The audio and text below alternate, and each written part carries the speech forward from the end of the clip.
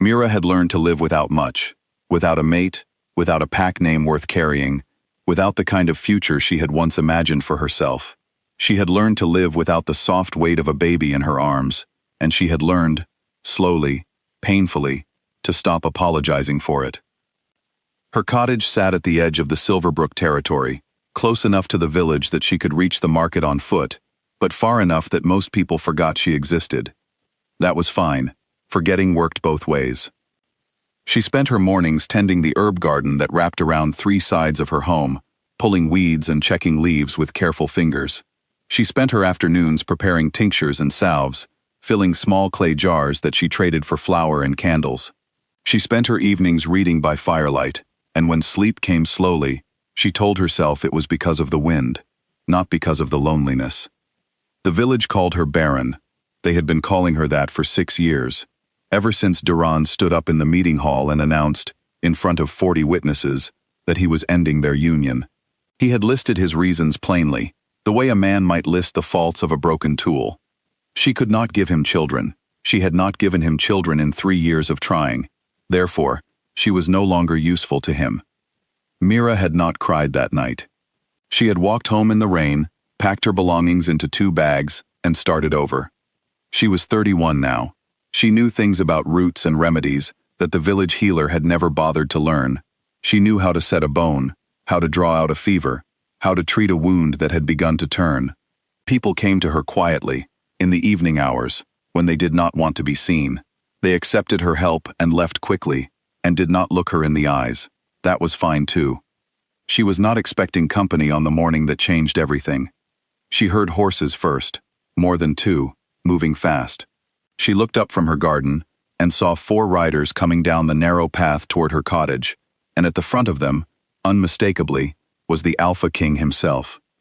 Cale of Ashvale was tall even on horseback, with dark hair and a sharp, tired look in his eyes that she recognized the way you recognize weather. She had seen him from a distance at the pack ceremonies she still attended out of obligation. She had never spoken to him. She had no reason to. He dismounted before his riders did and walked to her gate alone. Up close, he looked less like a king and more like a man who had not slept. "You are Mira?" he asked. "I am," she said, straightening up and dusting soil from her hands. "I need your help." He said it directly, without the softening that most powerful men added when they wanted something. She found that, at least, respectable. "My sister is ill. 3 healers have seen her. None of them have helped. I was told you know things they don't." Mira studied him for a moment. "Who told you that?" "My head guard. His wife came to you last winter, with a lung infection everyone else gave up on." She remembered the woman. "That was serious." "So is this," he said. "Will you come?" She picked up her bag from the porch, where it always sat ready. "Tell me her symptoms on the way." The princess, Lena, was 17 and burning from the inside out. She had been sick for 5 days, and her fever had climbed instead of dropping. The court healers had given her teas that did nothing, and had begun speaking in the careful, lowered voices that meant they had already started to accept the worst. Mira sat beside the bed for a long time, asking questions, checking the girl's skin, her eyes, the color of her tongue. Cale stood near the door, arms crossed, watching. "It is a slow plant poison," Mira said finally. "Not something she ate by accident. Someone put it in something she drinks regularly, her morning tea most likely." The room went very quiet. "Can you treat it?" Cale asked. "Yes," Mira said, "but I need to stop the source first. Her morning tea, throw it all away. Every jar of it. And then I need your kitchen." She worked for 2 hours. She did not ask for help, and she did not explain every step, but she noticed that Cale stayed nearby the entire time, quiet and out of the way, which was more than most powerful men managed. When she finally gave Lena the first dose and stepped back, she told him the girl would need 3 more treatments over the following 2 days. "Then you will stay," he said simply. "I have a garden that needs tending. I will send someone to tend it." She looked at him. He was not asking, but there was no arrogance in it either. He was frightened for his sister, and he was asking as plainly as he knew how. Mira nodded. She stayed 3 days. By the second morning, Lena's fever had broken. By the third day, the girl was sitting up, asking for broth, and complaining about missing her riding lessons, which Mira took as an excellent sign. She expected Kale to thank her formally, pay her well, and let her go back to the edge of the territory where she belonged. Instead, he found her packing her bag in the guest room and stood in the doorway looking uncertain. "I would like to bring you more work," he said. "The pack's healers they are adequate. You are better than adequate." "I work out of my cottage," she said. "That is fine." She waited for something else. There was always something else, but he only nodded and left the room, and she rode home with a fair purse of coin and the strange, uncomfortable feeling of being genuinely appreciated. He came back. Not immediately, and not without reason. The first time was a legitimate consultation. 2 of his guards had been injured in a border skirmish, and 1 wound had started showing signs of infection. She treated them at her cottage, quietly and efficiently. The second time, he brought a child from the village whose parents could not afford the court healer's fees. He had brought the child himself, on horseback, as if that were a completely ordinary thing for a king to do. It was not, and they both knew it.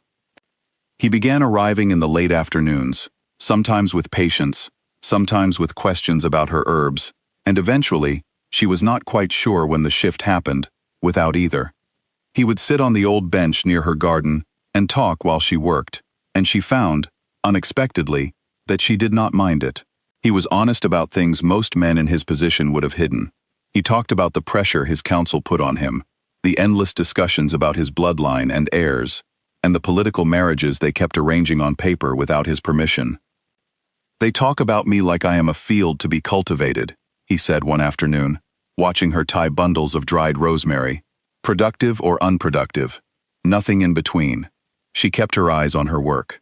"I know something about that." He was quiet for a moment. "I know you do. I am sorry for what this pack allowed to happen to you. You were not Alpha King then." "No, but I am now." She looked at him then. He met her eyes without looking away. Most people, when they spoke about her past, either looked too long, with pity, or too quickly away, with discomfort.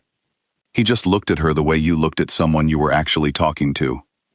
She went back to her rosemary and said nothing, but something in her chest shifted slightly, the way a door does when the latch has been lifted but not yet pushed open. The gossip started in the 5th week. She heard it from the baker's daughter, who was kind enough to warn her with an awkward sideways glance at the market. People were saying that Mira had trapped the king with herbs, that she had put something in his food, something in his tea, because why else would a man like him keep returning to a woman like her? They said she was manipulative. They said she was desperate. Barren, her former mate, was apparently telling anyone who would listen that she had always been this way, grasping and strange. She went home and stood in her kitchen for a long time, breathing through it. She had rebuilt once. She could manage gossip. What she could not manage, she told herself firmly, was hoping. Hoping led to standing in meeting halls while men listed your failures out loud. She was not going to do that again.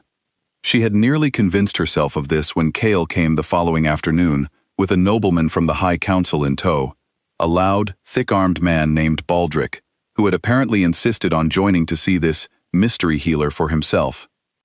Baldric looked around her cottage with barely disguised contempt, and then looked at her the same way. "This is the woman?" he said to Kale, as though she were not standing 3 feet away. "She is not even from a proper family line, and she is, well, everyone knows what she is." There was a beat of silence.